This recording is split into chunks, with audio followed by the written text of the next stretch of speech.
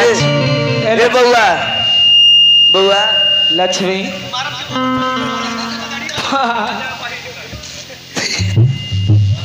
कि नदी किनारे धुआं उठती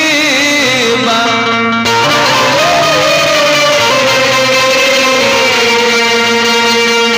कि अब हम जननी कुछ हो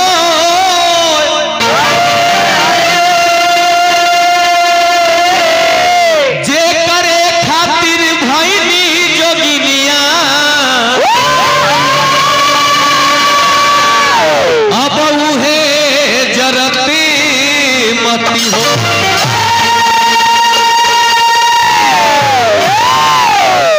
कि लकड़ी जल कोयला भई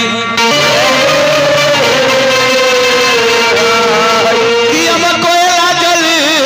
भई रात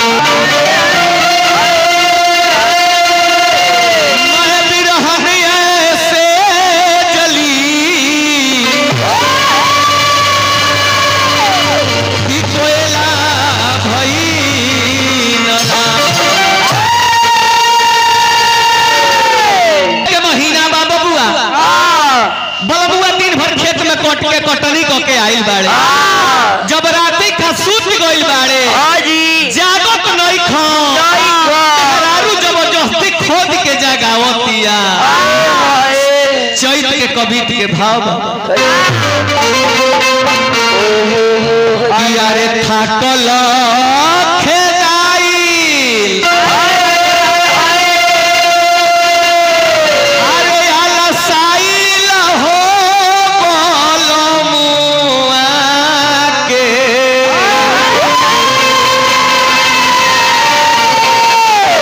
अरे से जिया पखोदी के जगावतारी गो कहतरी जी ए बलमुआ बउआ मोर सैया कि अरे सब बनिहार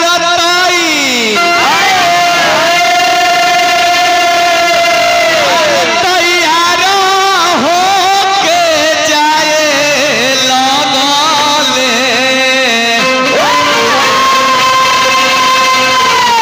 अरे हऊ हो जात बाड़ी जवन बाड़ी लड़ कोरिया अपने ना बबुआ तो लागी जाई घाम चाम अरे सुघर कुम्हिला रे जई हो अरे भोरवा के बेरावा चलो खेतवा रे अरे तो उठ मनु मारस अरे या कवारी धइल छोड़ी रे दीही तो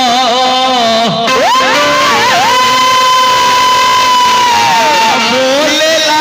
मुर्गावा फूटल चाह तेरे गिरी हमरा देश में बाड़े हरनी घरे बाड़ी जब दोरस बयार बहुत इतना न आधी रात के बाद घर के पिछुआरी आम के बगीचा पे आके आम के फेड़ा पर जब कोयल बोले लागतिया नु तो मेहरुआ के करजवा में धोप धोप धोप कहतिया जे ए बलमुआ हो राजा जी बड़ा सुंदर फिल्म के एगो भाव हो बहुत एगो पुरान फिल्म रहे उनको गीत रहे का रहे कि अरे जिंदगी की राहों में अरे रंजो गम के मेले की भीड़ है कयामत की अरे भीड़ है कयामत की अरे और हम मेहरुआ कहते जे बोलमुआ आधी रात लुटी जब कोयल बोले लागती है तो बुझाता जे करेजा में केहू 3 नट के गोली मारता कि चोली से चिंगारी फेंको चोली से चिंगारी फेंको अल्लाह चोली से चिंगारी फेंके लहंगा से लुटी को कि चोली से चिंगारी फेंको चोली से चिंगारी फेंको अल्लाह चोली से चिंगारी फेंके लहंगा से लूटी तो सौसे देही अल्लाह के कोयल बोले जब पिछू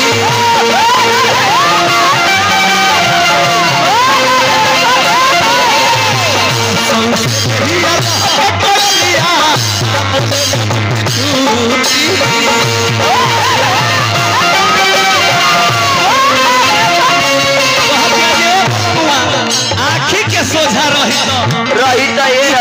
के बयार ऐसा बहता घर में ही आग लागता चोली से चिंगारी फेंके चोली से चिंगारी फेंके अल्लाह से करे सौसे देही अल्लाह के कोयलिया बोले जब पीछू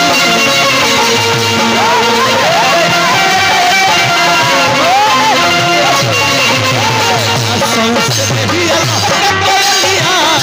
बोले जब पीछू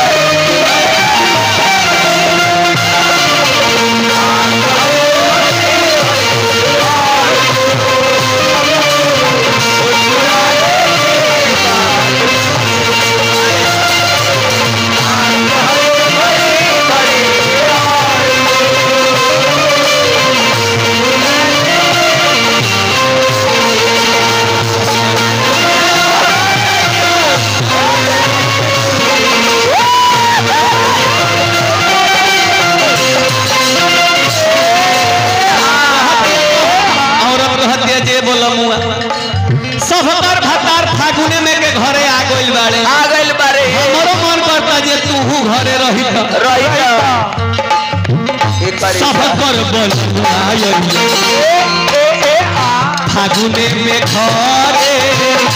एक संग कटती हे मनवा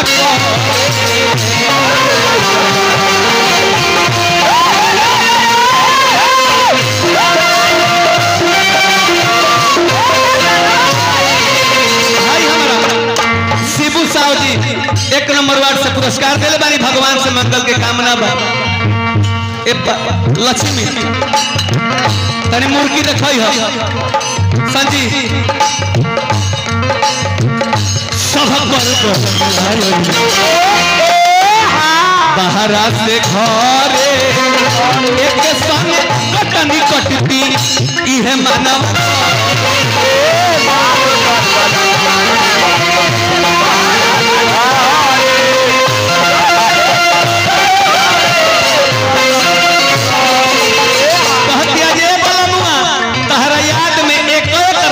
पहाड़ नियर कट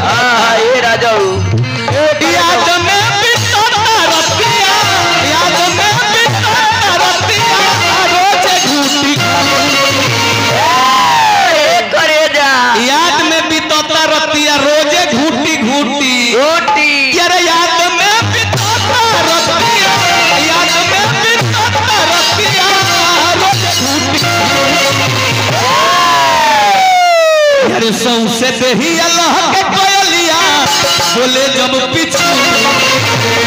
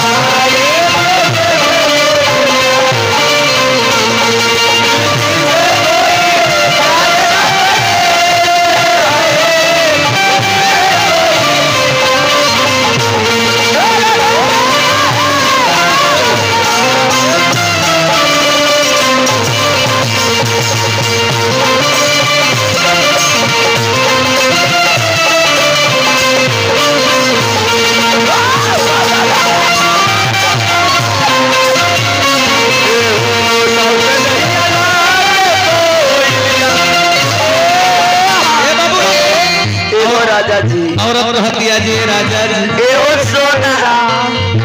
पीहू के पपिहारा अरे जिया राजा रावता चैत के बयार राजा मन नहीं भावता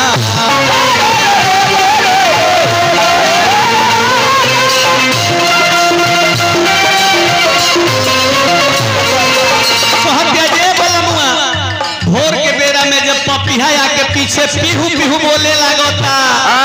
टोला महला में चैता चैती गवाता लोग माजा लेता लेकिन हमारा तनो क्यों नहीं खे भावो पीहू के पपिहा अरे जिया राजा रावता चैत के लहरा हमारा मन नहीं भावता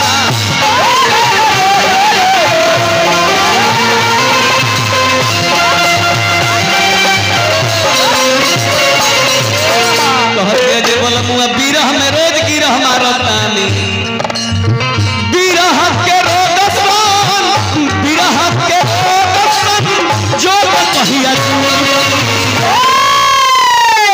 बिरह के रोग में संजोग कहिया जुटी जे कहिया अइबो बिरह कहिया ए लौड़ू के नाती तू बाहरा में बाड़ो ए जतहरा का बुझाता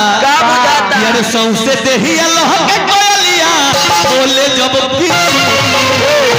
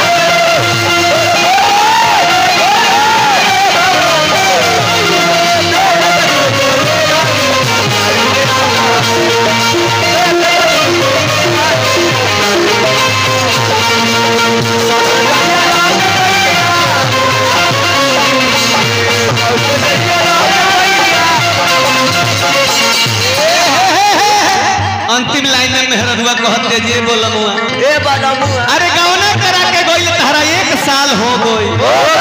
एने चैत के महीना चढ़ल बा चढ़ता सोचो जतन गई भइल परदेश से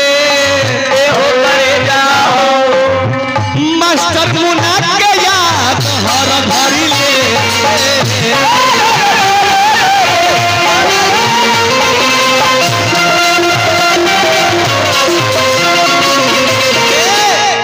सोचा का तना दीन तहरा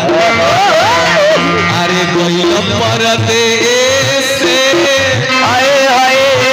मास्टर मुना के याद हर घड़ी ले